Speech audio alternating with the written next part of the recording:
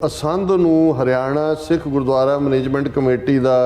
Chief बना दिता गया है और रमणीक मान जिहड़ा है असी ट्विटर और फेसबुक और जिहड़ा किसानां दी मूवमेंट नूं भी जिहड़ा वो ठुकरा रहा सी और वो भी ट्वीट ने कि सिख तां हिंदुआं दा हिस्सा ने और दूसरा तीसरा उन्होंने जिहड़ा जनरल सैकटरी बना दिता जाता है। जे बाबरी मसीत ढाण की गल आई वो झूठा बकवास कर रहा जी। सिखा ने भी तो रकाबगंज की मसीत ढा के गुरुद्वारा बनाया सी। बीजेपी दे भी पूरा वो जिहड़ा वो हर चीज़ का एंटी पाकिस्तान एंटी मुस्लिम स्टेटमेंटा लई जो काम उत्थे मनजिंदर सिरसा कर रहा है वही रमणीक मान ने हुण करना है। मीडिया कोआर्डीनेटर तो सी लेकिन हुण उन्होंने जिहड़ा वो जनरल सैकटरी भी बना दिता गया है। इलैक्शनां पोस्टपोन कर दित्तियां गईयां। दिल्ली दे उस एजिटेशन वेले लंगर का सब तो वध प्रबंध है हरियाणे दे ही, भावें वो जाटां वालों होया जां बहुत सारा गुरुद्वारियां वालों होया। सो ऐतकी ये गुप्त हदायतां ने उन्होंने कि भाई किसी ने कोई रसद नहीं पहुँचानी। Supreme court on Monday extended the interim bail granted to Union Minister Ajay Kumar Mishra's son Ashish Mishra in the 2021 Lakhimpur Kheri violence case that had claimed 8 lives. Supreme court bar association का जिहड़ा प्रधान है वो लिखदा है उसनूं chief justice नूं चंद्रचूड़ नूं कि तू सू मोटो नोटिस लै to take action against erring farmers and also a direction for no adverse orders if lawyers fail to appear due to I am compelled to write this letter to bring to your kind notice that in spite of best efforts of Government of India to protect the interest of the farmers, some farmers are en route to Delhi from Uttar Pradesh, Haryana, Punjab and are gearing up for a large scale protest in the national capital on February 13.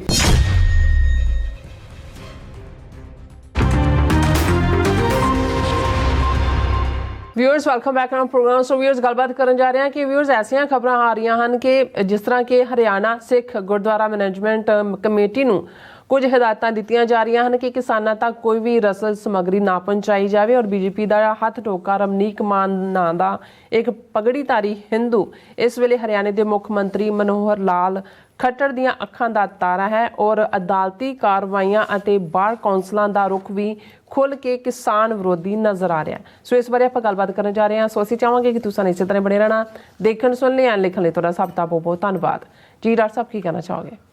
देखो RSS के Nagpur headquarter तो वो जदों किसी event नूं जिहड़ा वो सिरजदे ने उसकी मैनेजमेंट करते हैं उन्होंने पबलिसाइज करते हैं और जिवें वो DDD वाली लाइन कि किवें उन्होंने डाइवर्शनरी टैक्टिक उन्होंने कोल ने किवें वो डिनाइल च जांदे ने और किवें जिहड़ा है वो अल्टीमेटली हर चीज़ नूं जस्टिफाई करते हैं वो असी देख रहे हैं। हुण जिहड़ियां डिवेलपमेंट्स बड़ी तेज़ी नाल इस पिछले हफ्तियां दे विच होईयां और बड़ा सफल जिहड़ा 28 जनवरी नूं खालिस्तान रेफरेंडम हुंदा है 1 लाख तो ज़्यादा दी गैदरिंग है मौके दे उत्ते। फिर तुसी उसे दौर दे विच देखते हो एक पासे अमित शाह ये ऐलान करदा है कि जी सुखबीर बादल और अकालियां नाल साडे पुराने अलाई ने गलबात चल रही है किसी वेले भी कोई खबर आ सकती है। ये अपने आप दे विच एक हलम सानू तो सब नूं पता ही है कि भाई ये गलबात तां है जे विछड़े होण ये विछड़े नहीं हैगे उहदे। फिर अचानक आंदी है कि जी कलैक्टर जिहड़ा उन्हां दी महाराष्ट्र सरकार ये फैसला करदी है कि भी हुण जिहड़ा हजूर साहब गुरुद्वारा बोर्ड है उस दे विच 17 चों जिहड़े 12 मैंबर ने वो उन्हां दी जिहड़ी है सरकार वो नॉमीनेट करेगी। उस दे उत्ते सिख दखण दे जिहड़े ने उत्थे प्रोटेस्ट करन लग जांदे ने इधर माड़े बयानबाजियां हुंदियां ने और दूसरा उस तो पहलां असीं हरियाणा दे हवाले नाल देखिआ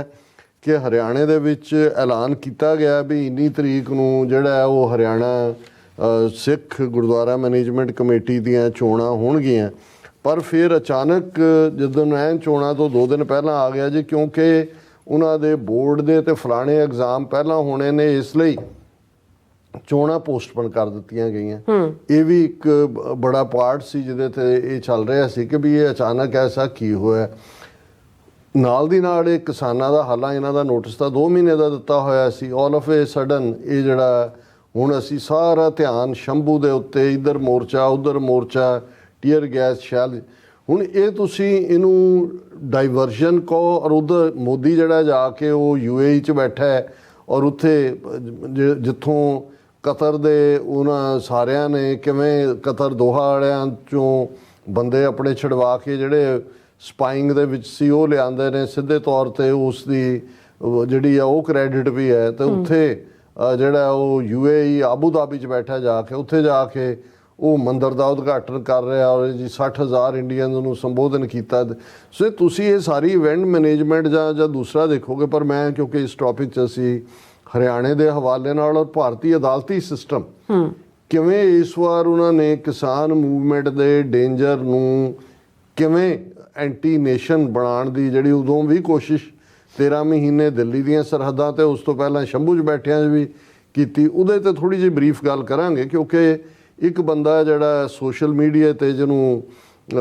ਜਿਹੜਾ ਜੇ ਅਸੀਂ ਟਵਿੱਟਰ ਜਾਂ ਐਕਸ ਕਹਿੰਦੇ ਨੇ ਉਹ ਵੀ ਰਿਹਾ, ਫੇਸਬੁੱਕ ਤੇ ਵੀ ਰਿਹਾ, ਰਮਣੀਕ ਮਾਨ, ਕਿਸਾਨ ਮੂਵਮੈਂਟ ਦੇ ਵੇਲੇ ਵੀ ਇਹ ਨਜ਼ਰ ਆਇਆ ਵੀ ਉਹ ਤਾਂ ਇਹਨਾਂ ਸਾਰਿਆਂ ਨੂੰ ਜਿਹੜਾ ਕਦੇ ਅੱਤਵਾਦੀ ਕਹਿੰਦਾ ਸੀ, ਕਦੇ ਇਹ ਕਹਿੰਦਾ ਸੀ ਵੀ ਇਹ ਤਾਂ ਕਿਸਾਨ ਹੀ ਨਹੀਂ ਹੈਗੇ, ਔਰ ਇਹ ਡਾਰਲਿੰਗ BJP ਦਾ ਉਦੋਂ ਹਾਲਾ ਕਾਫੀ ਦੇਰ ਰਮਣੀਕ ਮਾਨ ਦਾ ਰੋਲ ਕਈਆਂ ਨੂੰ ਇਹ ਲੱਗਦਾ ਸੀ ਕਿ ਜੀ ਇਹ ਗੱਲਾਂ ਕਈ ਜਿਹੜੀਆਂ ਨੇ ਬੜੀਆਂ ਪਤੇ ਦੀਆਂ ਕਰਦਾ ਔਰ ਦੂਸਰਾ ਕਰਦਾ। ਫਿਰ ਅਚਾਨਕ ਜਦੋਂ ਅਸੀਂ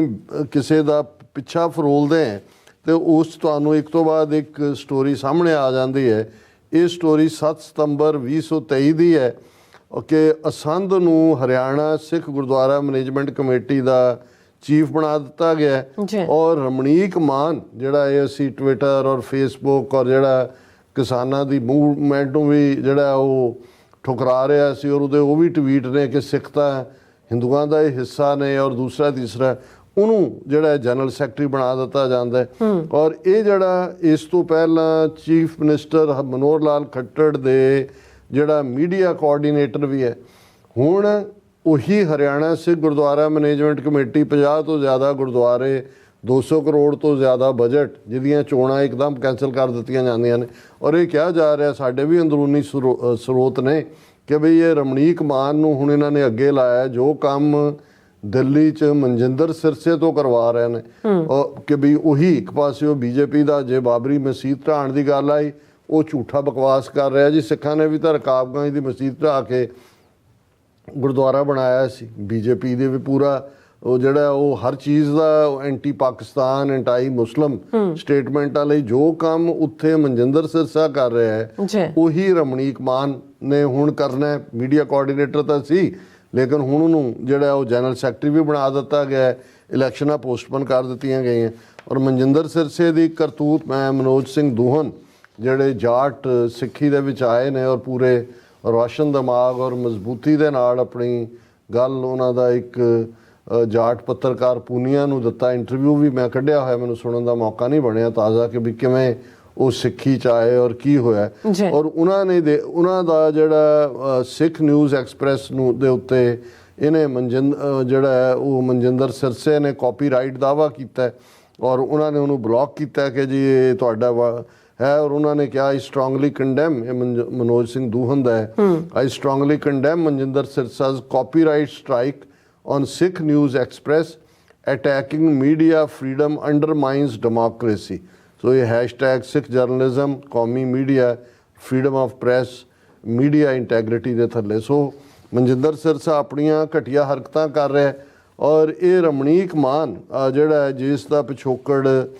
ਵੱਲ ਦੇਖਦੇ ਹਾਂ ਸਾਨੂੰ ਥੋੜ੍ਹੀ ਬਹੁਤ ਜਾਣਕਾਰੀ ਜਿਹੜੀ ਸਾਡੇ ਵੀਰਾਂ ਨੇ ਭੇਜੀ ਹੈ ਕਿ ਹੁਣ ਇਹ ਜਨਰਲ ਸੈਕਟਰੀ ਹੈ ਹਰਿਆਣਾ ਸਿੱਖ ਗੁਰਦੁਆਰਾ ਮੈਨੇਜਮੈਂਟ ਕਮੇਟੀ ਦਾ, ਚੰਡੀਗੜ੍ਹ ਦਾ ਇਹ ਜੰਪਲ ਹੈ ਔਰ ਇਹਨੇ civil engineering Punjab engineering college Chandigarh ਤੋਂ ਕੀਤੀ ਹੋਈ ਹੈ। ਪਿਓ ਇਹਦਾ ਜਿਹੜਾ ਹੈ ਉਹ ਫੌਜ ਦੇ ਵਿੱਚ ਲੈਫਟੀਨੈਂਟ ਕਰਨਲ ਸੀ ਔਰ ਇਹ ਜਿਹੜਾ BJP RSS ਨਾਲ 2020 ਤੋਂ ਜੁੜਿਆ ਹੋਇਆ। ਸੋ ਮਤਲਬ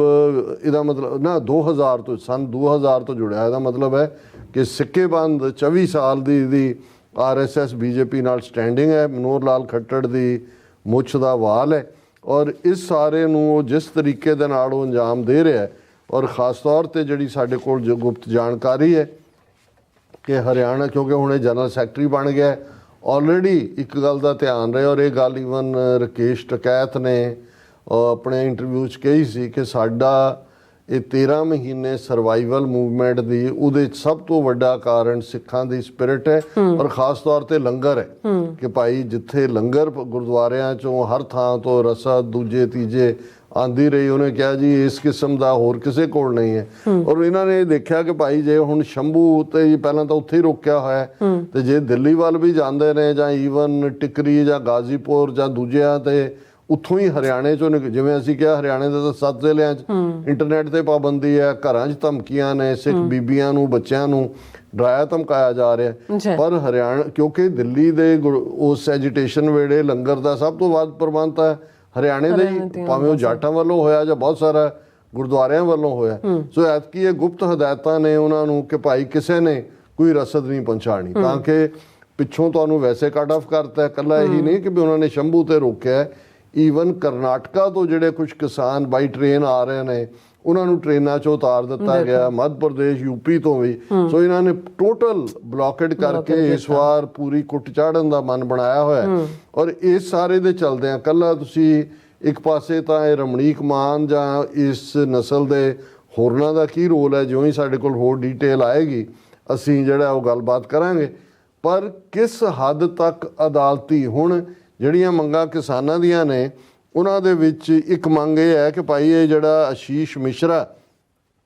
ਦਾ ਉਹ ਸਾਰਾ ਰੋਲ ਹੈ ਉਸ ਦੇ ਵਿੱਚ ਟੈਣੀ, ਔਰ ਜਿਹਨੂੰ ਜੋ ਮਿਨਿਸਟਰ ਬਣਾਇਆ ਹੋਇਆ ਡਿਪਟੀ ਹੋਮ ਮਿਨਿਸਟਰ ਵੀ, ਉਹਦਾ ਰਿਜ਼ਾਈਨ ਲਓ। ਔਰ ਇੱਕ ਪਾਸੇ ਕਿਸਾਨ ਬਾਹਰ ਨਿਕਲੇ ਨੇ, ਖਬਰ ਤੁਸੀਂ ਦੇਖੋਗੇ Lakhimpur Kheri violence case, supreme court extend Ashish Mishra's bail. Supreme Court on Monday extended the interim bail granted to Union Minister Ajay Kumar Mishra's son Ashish Mishra in the 2021 Lakhimpur Kheri violence case that had claimed 8 lives। 8 ਜਾਨਾਂ ਗਈਆਂ ਸੀ, ਇੱਕ ਪੱਤਰਕਾਰ ਸੀ, ਬਾਕੀ ਕਿਸਾਨ ਸੀ। ਔਰ ਉਹੀ bench Suryakant ਦਾ ਹੈ, ਉਹਨਾਂ ਨੇ ਕਿਹਾ ਕਿ ਜੀ ਇਹ ਉਹਦੀ ਅੱਗੋਂ ਵਧਾ ਦਿਓ। ਲੇਕਿਨ ਅੱਜ ਜਿਹੜੀ ਬੜੀ ਇੱਕ ਸ਼ਰਮਨਾਕ ਖਬਰ, ਹਾਲਾਂਕਿ 2-3 ਸੁਪਰੀਮ ਕੋਰਟ ਬਾਰ ਐਸੋਸੀਏਸ਼ਨ ਦੇ ਮੈਂਬਰਾਂ ਨੇ ਆਪਣੇ ਆਪ ਨੂੰ ਉਸ ਤੋਂ ਡਿਸਟੈਂਸ ਕੀਤਾ, ਇਹ ਦੱਸਦੀ ਹੈ ਹੁਣ ਸੁਪਰੀਮ ਕੋਰਟ ਬਾਰ ਐਸੋਸੀਏਸ਼ਨਸ ਬਹੁਤ ਪਾਵਰਫੁਲ ਹੁੰਦੀਆਂ ਨੇ, ਹਰ ਕੋਰਟ ਦੀ, ਡਿਸਟ੍ਰਿਕਟ ਕੋਰਟਸ ਦੀ ਵੀ, ਹਾਈ ਕੋਰਟ ਦੀ ਵੀ। ਹੁਣ ਸੁਪਰੀਮ ਕੋਰਟ ਬਾਰ ਐਸੋਸੀਏਸ਼ਨ ਦਾ ਜਿਹੜਾ ਪ੍ਰਧਾਨ ਹੈ ਉਹ ਲਿਖਦਾ ਹੈ ਉਸ ਨੂੰ, ਚੀਫ ਜਸਟਿਸ ਨੂੰ, ਚੰਦਰਚੂੜ ਨੂੰ, ਕਿ ਤੂੰ ਸੂ ਮੋਟੋ ਨੋਟਿਸ ਲੈ to take action against erring farmers and also a direction for no adverse orders if lawyers fail to appear due to. ਉਹਨੇ ਕਿਹਾ ਕਿ ਜੀ ਇਹ ਬਾਰ ਕੌਂਸਲ, ਬਾਰ ਐਸੋਸੀਏਸ਼ਨ ਕਹਿੰਦੇ ਨੇ, ਸੁਪਰੀਮ ਕੋਰਟ ਬਾਰ ਐਸੋਸੀਏਸ਼ਨ ਦਾ ਪ੍ਰੈਜ਼ੀਡੈਂਟ ਚੀਫ ਜਸਟਿਸ ਨੂੰ ਲਿਖ ਰਿਹਾ, request to initiate suo motu action against erring farmers and for, ਕਿ ਬਈ ਇਹ ਜਿਹੜੇ ਕਿਸਾਨ ਕਰ ਰਹੇ ਨੇ, ਮੋਰਚਾ ਲਾ ਰਹੇ ਨੇ, ਇਹਨਾਂ ਦੇ ਖਿਲਾਫ ਸੂ ਮੋਟੋ ਨੋਟਿਸ ਲਓ। I am compelled to write this letter to bring to your kind notice that in spite of best efforts of Government of India to protect the interest of the farmers, some farmers are en route to Delhi from Uttar Pradesh, Haryana, Punjab and are gearing up for a large scale protest in the national capital on February 13।